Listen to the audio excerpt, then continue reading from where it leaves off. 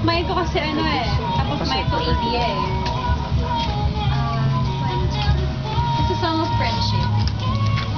Friendship na sometimes you fail each other. But yet you still believe in the best in the other. And you still fight to believe na meron pa rin. There's love and innocence and goodness amidst a corrupt world. From the Life. From the time you first started as a recording artist, how would you describe your progress during the time until now? What were the greatest moments of those times and yung pinaka down part of it? Let's see. Definitely the down part would be the critics.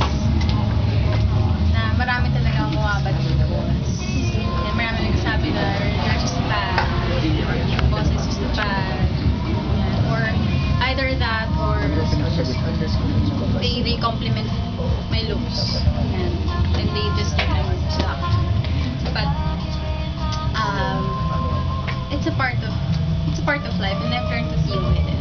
And How were you able to deal with with it? it. Well, you have to take the good with the bad. Kasama yun eh. I choose which criticisms to work on.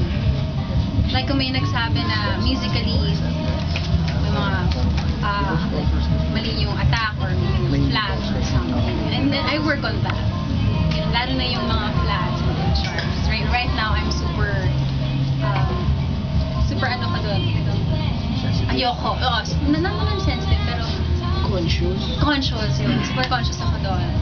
And then, the best parts, best times would have to be still performing and having people accept you and love you.